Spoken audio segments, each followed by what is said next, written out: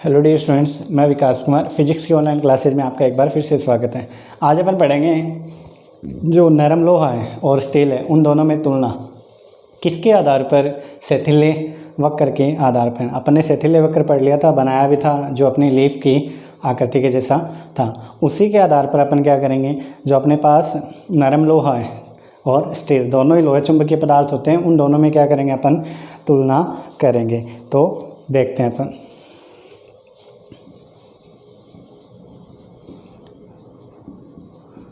नरम लोहे व स्टील की तुलना, दोनों में क्या अंतर है वो अपन देखेंगे। तो इन दोनों के लिए अपन क्या बनाएंगे, BH वक्र, सेथिल्य वक्र बनाएंगे एक ही ग्राफ पर।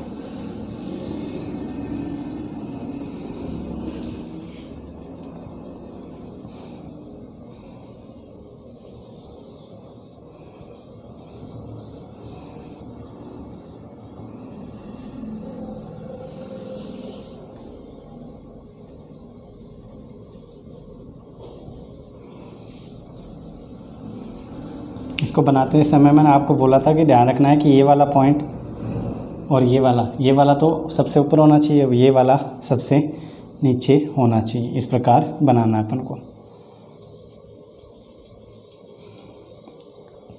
ठीक है। एक तो ये बन गया, एक दूसरा और बनाते हैं। देखो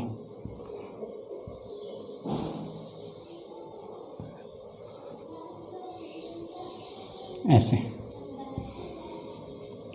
ठीक है। ये दूसरा हो गया। इस साइड अपने पास क्या आएगा, चुंबकन क्षेत्र,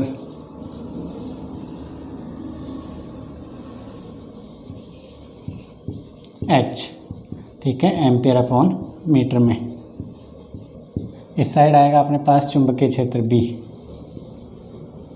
ये किस में आएगा, टेस्ला। ये चुंबकीय क्षेत्र बोल सकते हो। ये जो है वो किसके लिए है, नरम लोहे के लिए, सॉरी स्टील के लिए। और ये जो है वो किसके लिए है, नरम लोहे के लिए, ठीक है। जो पतला वाला है वो किसके लिए है, नरम लोहे के लिए, और जो मोटा वाला है वो किसके लिए है, अपने पास स्टील के लिए है। इसको आप बड़ा भी बना सकते हो चाहो तो, ठीक है। अभी तो जैसा बन गया वैसे ही रख लेते हैं, बट ध्यान रखना ये थोड़ा मोटा होता है, ये पतला होता है। जितना पतला बनाओगे उतना ज़्यादा फ़ायदा है, ठीक है। अब इसी के आधार पर अगर अपन दो अंतर बताएं, तो मैंने आपको बताया था कि ये वाला पार्ट क्या कहलाता है, धारणशीलता या अवशेष चुंबकत्व है। तो ये वाला पार्ट ज़्यादा किस में, स्टील की बात करें तो O से एक बार अगर मैं पॉइंट दूं, मान लो ये क्या दे दिया मैंने, A दे दिया, और इसका पॉइंट दे दिया A डैश, तो OA छोटा है किससे, OA डैश से। इट मीन्स अपन पहला अंतर तो ये लिख देंगे कि नरम लोहे की धारणशीलता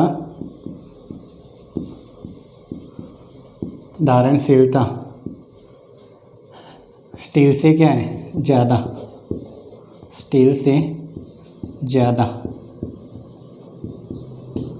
ये तो गया पहला अंतर। दूसरा देखो अपन, दूसरा ये वाला पार्ट मैंने आपको क्या बताया था, निग्राहिता, ठीक है।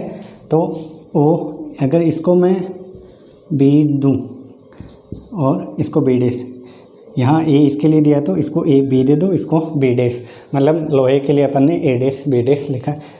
अब देखो O D dash O B से क्या है, छोटा है। इट मीन्स निग्राहिता किसकी कम हो गई, नरम लोहे की।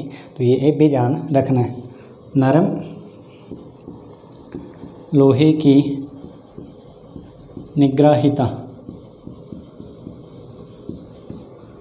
निग्राहिता स्टील से कम है, स्टील से कम है, ठीक है। तो दो अंतर हो गए। तीसरा देखो, तीसरा अपन ने JM का फॉर्मूला पढ़ा था। फॉर्मूला क्या होता था, I/H, ठीक है, I/H। तो H का कोई भी मान ले, जैसे मान लो यहाँ ले लेता हूँ मैं एक H का मान। इस पर अगर दोनों के लिए B का मान देखें तो B का मान स्टील के लिए यहाँ रह गया और नरम लोहे के लिए कहाँ गया, ऊपर। तो सिंपल सा यही बोलूँगा कि H के किसी भी मान के लिए बी का मान या आई का मान, आई का मान लोहे के लिए क्या है, ज़्यादा है। तो बी का मान ज़्यादा होगा, वहाँ आई का मान ज़्यादा होगा, अपन को पता है तीनों डायरेक्टली प्रोपोर्शनल होते हैं। ठीक है, तो बी का मान, एच का मान कोई भी ले लो, एच के किसी भी मान के लिए अपन बोलेंगे कि जो चुंबकीय क्षेत्र बी है उसका मान नरम लोहे के लिए स्टील की तुलना में क्या होगा, ज़्यादा होगा। मतलब इसके लिए इसकी तुलना में बी का मान हमेशा क्या होगा, ज़्यादा, एच के किसी भी मान के। इट मीन्स जो चुंबकीय पारगम्यता होगी वो नरम लोहे की क्या होगी, ज़्यादा होगी। ठीक है, क्योंकि चुंबकीय क्षेत्र ज़्यादा तो चुंबकीय पारगम्यता क्या होगी, ज़्यादा। या इसी प्रकार, ये तो हो गया तीसरा। चौथा भी इसी में, एच के किसी भी मान के लिए आई का मान भी किसके लिए ज़्यादा होगा, नरम लोहे के लिए ज़्यादा होगा। इट मीन्स जो चुंबकीय प्रवृत्ति है, जाई एम सस्पेबिलिटी है, वो किसकी ज़्यादा होगी, नरम लोहे की क्या होगी, सस्पेबिलिटी ज़्यादा होगी।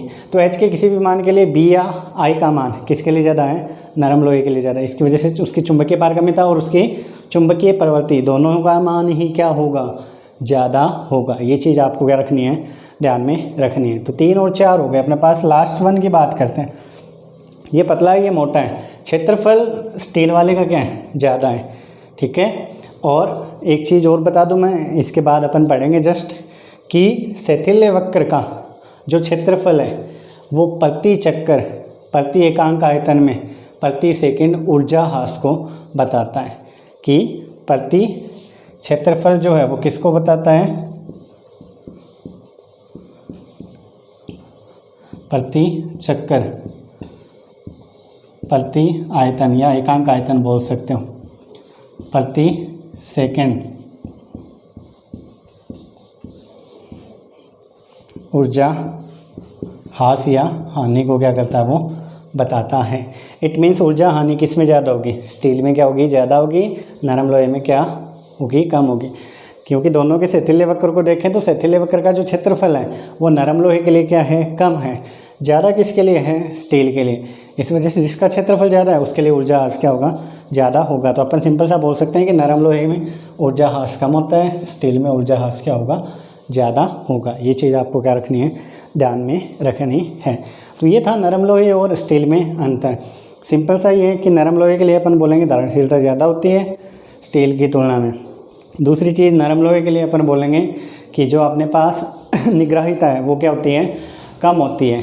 तीसरी चीज़, चुंबकीय प्रवृत्ति और चुंबकीय पारगम्यता दोनों ही नरम लोहे के लिए क्या होती हैं, ज़्यादा होती हैं। क्योंकि एच के किसी भी मान के लिए बी का जो मान है या आई का जो मान है वो लोहे का क्या होता है, ज़्यादा होता है in comparison of steel. Last है कि दोनों में से क्षेत्रफल देखें तो क्षेत्रफल जो ज़्यादा होगा वो किसका होगा, स्टील का ज़्यादा होगा। तो क्षेत्रफल जो होता है वो प्रति सेकंड, प्रति आयतन, प्रति चक्कर ऊर्जा ह्रास को बताता है। ठीक है, तो अब अपन नेक्स्ट ऊर्जा ह्रास के बारे में भी थोड़ी सी बात कर लेते हैं कि ऊर्जा ह्रास होता है क्या। वैसे मैंने आपको बता दिया, यही परिभाषा है, ज़्यादा कुछ नया नहीं है इसमें। जो ऊर्जा ह्रास है उसकी बात कर लेते हैं अपन।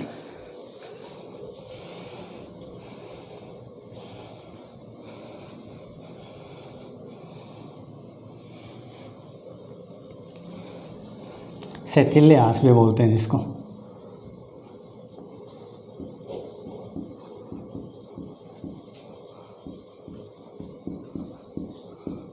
शैथिल्य ह्रास।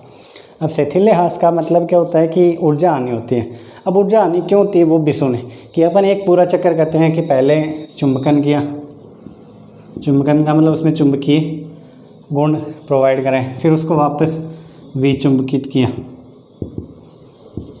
तो ऐसे एक चक्कर अपना क्या हो जाता है, पूरा हो जाता है। पहले विचुंबकित था, फिर चुंबकित हुआ, ठीक है, मैग्नेटिक था, यहाँ मैग्नेटिक हुआ, मैग्नेटिक से वापस डायमैग्नेटिक हुआ। तो अपने पास कोई भी पदार्थ उसमें चुंबकीय गुण नहीं है, पहले इसमें अपन चुंबकीय गुण उत्पन्न करेंगे, फिर उसको वापस चुंबकीय गुण क्या करेंगे, नष्ट करेंगे। कहने का मतलब है कि पहले उसको चुंबकित करेंगे, फिर वापस क्या करेंगे, विचुंबकित करेंगे। अब चुंबकित करते टाइम जितनी ऊर्जा उसको प्रोवाइड की जाती है विचुंबकन के समय, वो सारी की सारी ऊर्जा वो त्यागता नहीं है या उससे उत्सर्जित नहीं होती। अतः विचुंबकन के लिए कुछ एक्स्ट्रा एनर्जी और देनी पड़ती है कि किसी भी पदार्थ को चुंबकित करते समय अपन क्या करेंगे कि चुंबकन के एक पूर्ण चक्कर में, चुंबकन के एक पूर्ण चक्कर में जितनी ऊर्जा पदार्थ को चुंबकित करने के लिए प्रोवाइड की जाती है वो विचुंबकन के समय वो उत्सर्जित नहीं करता या मुक्त नहीं करता। तो अपन को क्या करना पड़ेगा, उसको विचुंबकित करने के लिए कुछ एक्स्ट्रा एनर्जी प्रोवाइड करानी पड़ेगी, कुछ अतिरिक्त ऊर्जा देनी पड़ेगी। उस अतिरिक्त ऊर्जा देने को ही अपन क्या बोलते हैं, ऊर्जा ह्रास बोलते हैं। और इसका जो क्षेत्रफल है, चाहे इसका ले लो चाहे इसका, कि इसका जो क्षेत्रफल है प्रति आयतन प्रति सेकेंड, ठीक है, प्रति आयतन प्रति सेकेंड प्रति चक्कर ऊर्जा ह्रास को बताता है। और ऊर्जा ह्रास को अपन Q से लिखते हैं। फॉर्मूला होता है VAN। V का मतलब है आयतन, ठीक है, ये क्या हो गया, एरिया। और N होता है आवर्ती। तो इसको भी 1 कर दो, इसको 1 करने का मतलब वो आवर्ती क्या होता है, 1/सेकेंड। तो प्रति सेकेंड प्रति आयतन प्रति चक्कर का जो क्षेत्रफल है वो किसको बताता है, ऊर्जा ह्रास Q को बताता है। कोई ज़्यादा डेफिनेशन नहीं है इसमें, ज़्यादा सोचना ही नहीं है आप लोगों ने। इसका क्षेत्रफल प्रति आयतन प्रति सेकेंड प्रति चक्कर ऊर्जा ह्रास को क्या करता है, बताता है। ये चीज़ आपको क्या करनी है, ध्यान में रखनी है, ठीक है। ये था ऊर्जा ह्रास के बारे में। अब इसके बाद इसमें कुछ क्वेश्चन बनते हैं। वैसे क्वेश्चन के रूप में लिखाया गया है, नोट्स में आप सीधा लिखना चाहो तो सीधा भी लिख सकते हो। पहला क्वेश्चन है कि विद्युत चुंबक बनाने के लिए कैसा पदार्थ काम में लिया जाता है। अब पहले ये सोचो कि विद्युत चुंबक होती क्या है। विद्युत चुंबक में चुंबकीय गुण होंगे, ठीक है, ठीक है। उसको विचुंबकित करना क्या होना चाहिए, आसान। मतलब जैसे ही विद्युत चुंबक का मतलब जैसे अपने पास परिनालिका वो विद्युत चुंबक होती है, तो करंट जैसे बंद करें उसमें क्या हो जाती है, वो विचुंबकित हो जाती है, ठीक है। तो पहली चीज़ तो उसकी धारणशीलता क्या होनी चाहिए, ज़्यादा, धारणशीलता ज़्यादा होनी चाहिए, ठीक है। दूसरी चीज़, अब वो आसानी से विचुंबकित भी होना चाहिए। इट मीन्स निग्राहिता, निग्राहिता क्या होनी चाहिए, कम होनी चाहिए। तो धारणशीलता ज़्यादा होने का मतलब अपन क्या बोलेंगे कि उसके पास चुंबकीय क्षेत्र क्या होना है, ज़्यादा। अब विद्युत चुंबक है, इट मीन्स उसको विचुंबकित भी कर सकते हैं अपन आसानी से। आसानी से विचुंबकित करने का मतलब निग्राहिता जितनी कम होगी उतना ही आसानी से वो क्या होगा, विचुंबकित होगा। इसके बाद उसका शिथिल्य जो ह्रास है वो भी क्या होना चाहिए, कम होना चाहिए। शिथिल्य ह्रास मतलब इसका क्षेत्रफल क्या होना चाहिए, कम। तो शिथिल्य ह्रास कम, ठीक है। और पारगम्यता ज़्यादा होनी चाहिए, पारगम्यता क्या होनी चाहिए, ज़्यादा, ठीक है। तो ज़्यादा से ज़्यादा, इट मीन्स अपन उसके लिए नॉर्मली बोलूँ तो कौन सा जो अपने पास चुंबकीय पदार्थ है वो काम में लेंगे, नरम लोहा काम में लेंगे, ठीक है। ये चीज़ आपको क्या करनी है, ध्यान में रखनी है। इसके बाद सेकेंड क्वेश्चन बनता है अपना स्थायी चुंबक के लिए। ये तो किसके लिए था, विद्युत चुंबक के लिए।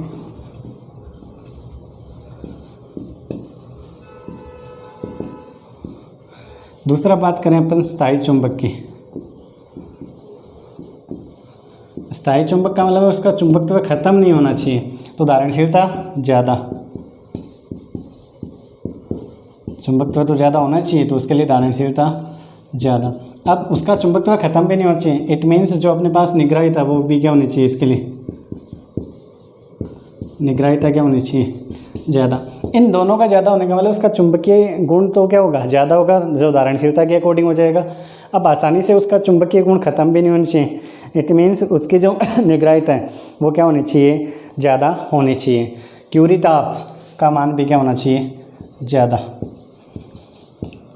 ठीक है। और संतृप्ति उसका मान भी क्या होना चाहिए, ज़्यादा। तो लगभग मोस्ट ऑफ चीज़ें इसमें क्या होनी चाहिए, अधिक होनी चाहिए। तो इस चीज़ को आपको ध्यान में रखना है। तो अपने पास विद्युत चुंबक और स्थायी चुंबक, कई बार क्वेश्चन आता है कि विद्युत चुंबक बनाने के लिए कौन से चुंबकीय पदार्थ को काम में लेना चाहिए, और इसके बाद स्थायी चुंबक बनाने के लिए गुण पूछते हैं उस पदार्थ के कि कैसा होना चाहिए। तो इसके लिए नॉर्मली एल्निको को काम में लिया जाता है, जो नाम आपने सुन भी रखा है, aluminium plus nickel plus cobalt. इसको क्या किया जाता है, ज़्यादा यूज किया जाता है। और जो अपने पास विद्युत चुंबक है उसका उपयोग नॉर्मली अपन गैल्वेनोमीटर, वोल्टमीटर, एमीटर इनमें करते हैं। ठीक है, अब एक और आता है, लास्ट में क्वेश्चन बनता है कि जो अपने पास ट्रांसफॉर्मर होता है उसकी क्रोड,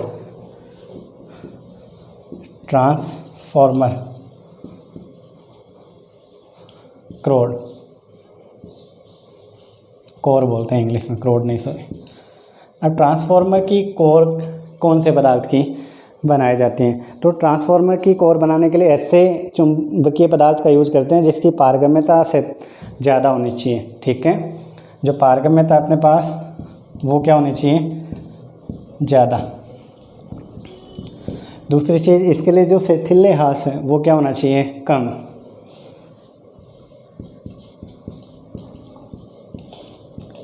शैथिल्य ह्रास क्या होना चाहिए, कम होना चाहिए। तो ऐसा पदार्थ जिसके लिए पारगम्यता ज़्यादा हो, मतलब जिसके अंदर से चुंबकीय रेखाएं क्या हो, ज़्यादा पास हो, और जो अपने पास शैथिल्य ह्रास है मतलब उसमें ऊर्जा आनी क्या होनी चाहिए, कम होनी चाहिए। ठीक है, चुंबकशीलता क्या होनी चाहिए उसकी, ज़्यादा होनी चाहिए। ठीक है, तो इसके लिए ट्रांसफॉर्मर स्टील बोलते हैं, एक तो ट्रांसफॉर्मर स्टील।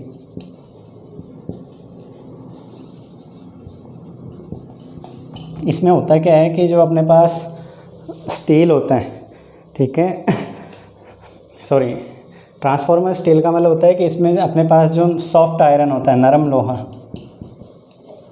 उसमें 4% अपन किसका मिलाते हैं, सिलिकॉन का मिलाते हैं। ठीक है, तो इसके लिए अपन ट्रांसफॉर्मर स्टील बोलते हैं या म्यू मेटल बोलते हैं, म्यू मेटल।